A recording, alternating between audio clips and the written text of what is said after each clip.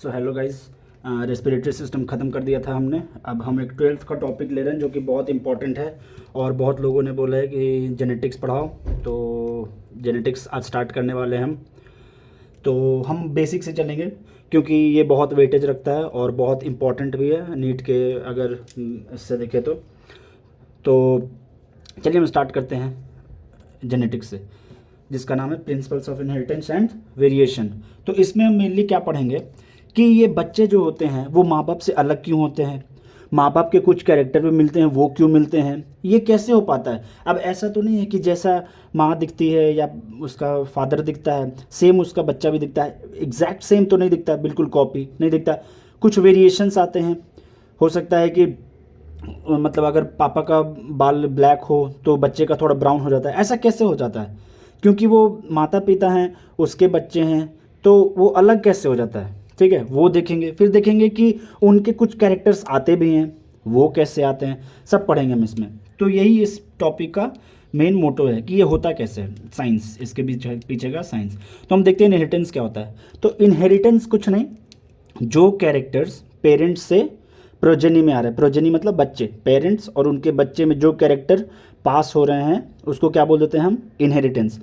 Variation किसको बोल देंगे, degree by which progeny differ from parents. अब देखो वो बच्चा जो है, वो जो प्रोजेनी है वो तो पेरेंट्स का ही है ना, ठीक है, बट उसमें क्या होता है कि एक लेवल तक वेरिएशन होता है, एग्जैक्ट सेम नहीं होता, एक लेवल तक वेरिएशन होता है और उस लेवल को हम क्या बोल देते हैं, वेरिएशन। ठीक है, तो एक एनसीईआरटी में दे रखा है मेंडल्स लॉ ऑफ इनहेरिटेंस, जो कि फादर ऑफ जेनेटिक्स हैं, कौन, ग्रेगर मेंडल।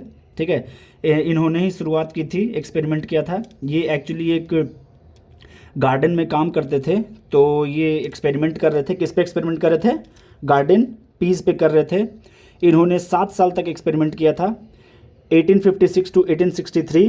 ठीक है, मैं ये ईयर इसलिए लिखता हूँ क्योंकि एनसीईआरटी में मेंशन्ड है और एनसीईआरटी का वो लोग कुछ भी पूछ सकते हैं, ठीक है, इसलिए।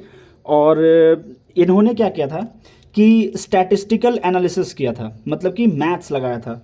तो स्टार्टिंग में बहुत सारे साइंटिस्ट ने इनका ये भी किया था कि ऐसा कैसे हो सकता है कि बायो के प्रॉब्लम सॉल्व करने के लिए मैथ्स यूज़ हो रहा है, ये पॉसिबल नहीं है, ये ऐसे ही फालतू में अपनी कुछ भी थ्योरी दे रहा है, गलत है गलत है। स्टार्टिंग में हुई थी, तो हम धीरे धीरे पढ़ेंगे क्या हुआ था, कैसे हुआ था।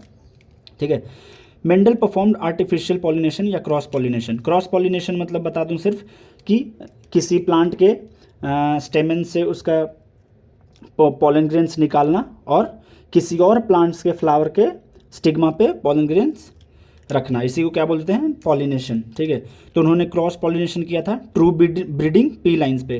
ट्रू ब्रीडिंग पी लाइन्स मतलब कि अगर मैं मान लो सपोज मैं हाइट का देख रहा हूँ तो मुझे हाइट का प्रॉपर दिखता है कि हाँ कैसे एक जनरेशन से दूसरे जनरेशन में पास हो रहा है। इतनी बात समझ में आ रही है। हाँ, अब मेंडल ने 14 true breeding P plant select किया था, मतलब कि मैंने ऐसे कुछ पी प्लांट सेलेक्ट किए, मैं बता रहा हूँ, सपोज मैंने ऐसे कुछ पी प्लांट्स ये किए, सेलेक्ट किए, जैसे मैंने उनका निकाला कुछ कैरेक्टर्स, जैसे स्टेम का हाइट हो गया, फ्लावर का कलर हो गया, फ्लावर का पोजीशन हो गया, ये ऐसे होते हैं। अब बहुत लोग कंफ्यूज रहते हैं कि ये कैरेक्टर और ट्रेड्स में क्या फ़र्क है। मैं बताता हूँ आपको। देखो, मैं बिल्कुल बेसिक से एडवांस जाऊँगा, तो आप बेसिक से एकदम पहले से देखना, एकदम स्टार्टिंग से, तभी आपको सारी चीज़ें क्लियर होंगी और मैं एकदम क्रिस्टल क्लियर कर दूंगा, ये मेरा वादा है आप लोगों से। चलो देखते हैं कैरेक्टर्स क्या होता है। अगर आप किसी इंसान को देखते हो तो क्या कहते हो, इसका कैरेक्टर कैसा होगा। तो ये कैरेक्टर जो होता है ना, जैसे सपोज कि हम उसके बाल को देख रहे हैं, ठीक है, तो बाल को देखेंगे तो बोलेंगे कि हाँ ब्लैक है, थोड़ा ब्राउनिश बाल भी होते हैं। ठीक है, किसी का वाइट हो जाता है बाल, जो जिसको हम बोलते हैं कि बाल पकने लगा है तेरा, वाइट होने लगा है। ठीक है, तो वो क्या हो गया, कैरेक्टर। बाल का कलर एक कैरेक्टर हो गया। अब हम किसी का देखते हैं कि कान बड़ा होता है, वो भी क्या है, एक कैरेक्टर होता है। किसी का कान छोटा होता है, वो भी क्या है, कैरेक्टर होता है। हाइट देखते हैं उसकी, कोई 6 फीट का होता है, कोई 5 का ही होता है, तो ये भी क्या हो गया, एक कैरेक्टर। ठीक है, तो ये तो कैरेक्टर समझ में आ गया। ये ट्रेड्स क्या होते हैं, ट्रेड्स कुछ नहीं। अब सपोज मैंने किसी की हाइट देखी, तो एक है 6 फीट का, एक है 5.5 फीट का, तो 6 फीट वाला क्या है, टॉल बोलेंगे उसको, 5.5 फीट वाले को क्या बोल देंगे, स्मॉल बोल देंगे या फिर डॉर्फ बोल देंगे। तो ये जो टॉल डॉर्फ हम बोल रहे हैं ना, इसको क्या बोल देंगे, ट्रेड्स। ठीक है, देखो अगर मान लो जैसे फ्लावर का केस ले लेते हैं, फ्लावर का क्या होता है, अगर मान लो फ्लावर कलर लिया तो फ्लावर कलर क्या हुआ, कैरेक्टर हुआ, बट उसमें वाइट रेड पिंक बहुत तरह के कलर्स आते हैं फ्लावर के, ठीक है, तो उसको हम क्या बोल देंगे, ट्रेड्स। वो जो वाइट पिंक रेड ये सब ऑप्शंस है ना, इसको हम क्या बोल देंगे, ट्रेड्स। समझ में आ रही बात? तो देख लो, स्टेम हाइट ये क्या हो गया, कैरेक्टर, लेकिन टॉल और डॉर्फ हो सकता है, तो ये क्या है, ट्रेड्स। अब कॉन्ट्रास्टिंग ट्रेड्स यहाँ पे क्यों लिखा है, क्योंकि टॉल है तो डॉर्फ है। हमारे में कैसा होता है, अगर स्किन का कलर ले लें तो कोई बिल्कुल वाइट होता है, ठीक है, कोई थोड़ा वाइट होता है, कोई ब्राउन वाइट होता है, फिर कोई हम बोलते हैं ना कि हाँ कोई बिल्कुल ब्लैक होता है, ठीक है, किसी को हम बोलते हैं कि हाँ ये तो सांवला है, सांवला बोलते हैं ना, तो सांवला मतलब ना ही वाइट ना ही ब्लैक। तो ये अलग अलग ट्रेड्स हो गए, ठीक है। कॉन्ट्रास्टिंग ट्रेड्स मतलब जस्ट अपोजिट, ठीक है, कोई फैट है तो कोई थिन है, ऐसा। तो मेंडल ने यहाँ पे कितने 14 ट्रू ब्रीडिंग प्लांट सेलेक्ट किए थे, और कितने कैरेक्टर्स के बेसिस पे कर रहे थे वो एक्सपेरिमेंट, 7 कैरेक्टर्स के बेसिस पे वो एक्सपेरिमेंट कर रहे थे। मैं कुछ और भी ये वर्ड्स एक्सप्लेन करूँगा, जैसे कि डोमिनेंस, ठीक है। तो एक डोमिनेंस हो गया, एक रिसेसिव हो गया। तो जानते हैं ये होते क्या है, देखो मैं ऐसे समझाता हूँ आपको। एक बड़ा भाई है, एक छोटा भाई है, ठीक है। तो ज़्यादा किसकी चलती है, बड़े भाई की चलती है, क्योंकि वो काफ़ी स्ट्रांग होता है, ठीक है, छोटे भाई से होता है ना, जनरली होता है। अब किसी किसी में होता है कि बड़ा भाई को कोई बीमारी हो गई तो वो कमज़ोर रह गया, बट जनरली होता क्या है, बड़ा भाई स्ट्रांग रहता है। तो अगर बड़ा भाई बैठा हो और छोटा भाई बैठा हो, तो हम जनरली देखते हैं कि जो बड़ा भाई बोलता है वही होता है। तो वो जो बड़ा भाई है ना, वो क्या है, डोमिनेंस, ठीक है, और वो छोटा भाई क्या है, वो है रिसेसिव। मतलब जिसकी चलती हो वो क्या है, डोमिनेंस, और जो मतलब है बट उसका उतना सुना नहीं जाता, ठीक है, उसको क्या बोलते हैं, रिसेसिव। बात समझ में आ रही है इतनी? अब जीन देखते हैं। जीन एक्चुअली एक डीएनए का पार्ट है, ठीक है। जीन जो है वो डीएनए का पार्ट है जो कि प्रोटीन बनाता है। बात समझ में आ रही है? एलील्स क्या होते हैं, एलील्स होते हैं जीन के ही कुछ पार्ट। जैसे मैं एक यहाँ पे एक एग्जांपल देता हूँ, जैसे है यहाँ पे ये टॉल है, ठीक है, तो ये जो हम डोमिनेंस, एक और चीज़ बता देता हूँ, ये जो डोमिनेंस होता है ना, उसको हम कैपिटल से डिनोट करते हैं, ठीक है, और रिसेसिव को किससे डिनोट करते हैं, स्मॉल से। क्यों? क्योंकि ये छिप जाता है। अब बड़ा भाई छोटा भाई रहता है, बात बड़े भाई की हो रही है, तो सब लोग यही पूछेगा किसने डिसीजन लिया, तो बड़े भाई ने डिसीजन लिया, तो इस यहाँ पे छोटा भाई क्या हो गया, छिप गया, तो ये स्मॉल से करते हैं, ठीक है, और बड़े भाई का किससे करते हैं, कैपिटल टी से करते हैं, ठीक है। ये जीन है, जीन क्या हो गया, कैपिटल टी, ठीक है, ये क्या हो गया, जीन। बट ये कैपिटल टी स्मॉल टी ये क्या हो गए, एलील्स।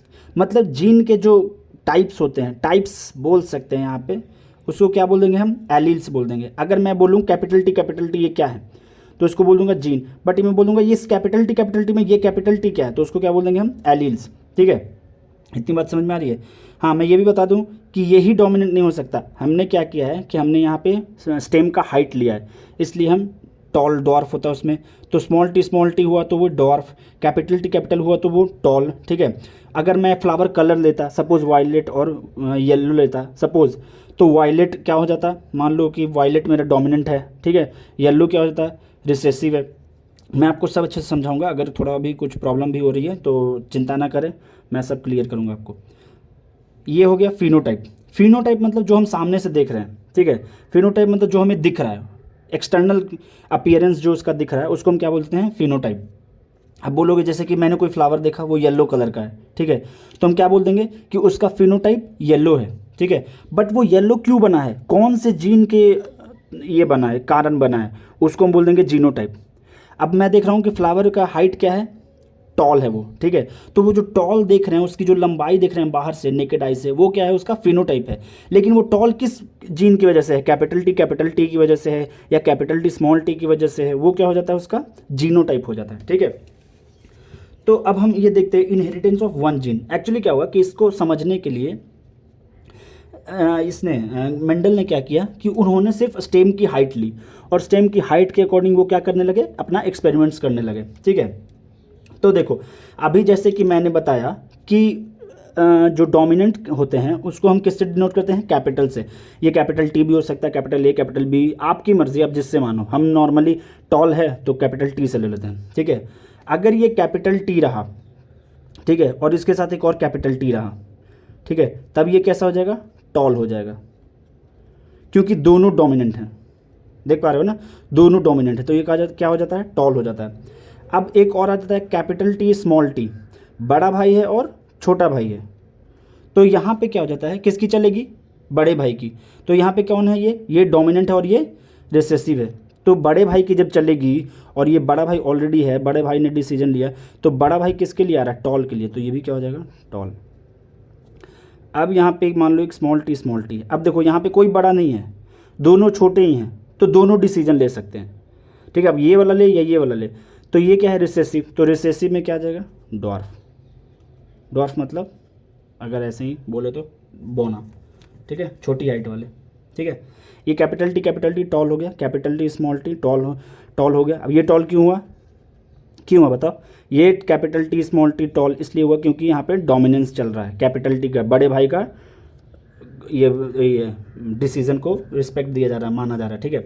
अब मैं बता दूं, अगर ये जीन में अगर ये भी कैपिटल टी हो, ये भी कैपिटल टी हो, मतलब कि दोनों सेम हो, तो इसको हम क्या बोल देते हैं, होमोजीनस, ठीक है। अगर ये कैपिटल टी और स्मॉल टी हो तो उसको क्या बोल देंगे हम, हेट्रोजीनस। बात समझ में आ रही है। होमोजीनस मतलब दोनों एलील्स सेम होंगे, या तो कैपिटल होगा या फिर स्मॉल होगा। ये क्या हो गया बताओ, कमेंट बॉक्स में मुझे बताओ, ये स्मॉल टी क्या हो गया, होमोजीनस हो गया या हेट्रोजीनस हो गया। चलो मैं एक हिंट देता हूँ, अगर दोनों सेम हो तो होमोजीनस, दोनों कैपिटल होने चाहिए या दोनों स्मॉल होने चाहिए, तो क्या हो जाएगा, होमोजीनस। एक कैपिटल टी एक स्मॉल टी, या फिर कुछ एक कैपिटल एक स्मॉल होना चाहिए, तो वो क्या हो जाएगा, हेट्रोजीनस। एक्चुअली तो मैंने बता ही दिया है, बट फिर भी आप कमेंट बॉक्स में मुझे बताओ। चलो कुछ टर्म्स और देख लेते हैं।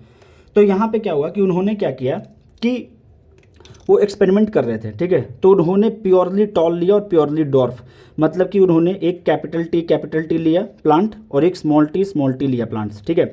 और उन्होंने क्या करवाया, क्रॉस पॉलिनेशन बताया था। क्रॉस पॉलिनेशन मतलब किसी स्टेमेन का पॉलन ग्रेन्स लिया और किसी दूसरे फ्लावर के स्टिग्मा पे उसको रख के पॉलिनेट करवा रहे हैं, ठीक है। तो ये कैपिटल टी स्मॉल टी करवाया, तो ये क्या होते हैं, ये हो जाते हैं सेपरेट, ठीक है। ये दोनों अलग अलग क्रोमोसोम हैं, तो ये सेपरेट हो जाते हैं।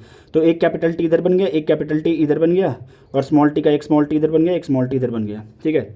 अब ये capital T small T multiply किया तो capital T small T, capital T small T, capital T small T, capital T small T, मतलब कि ये कितने बने, 4 प्रोजेनी बने।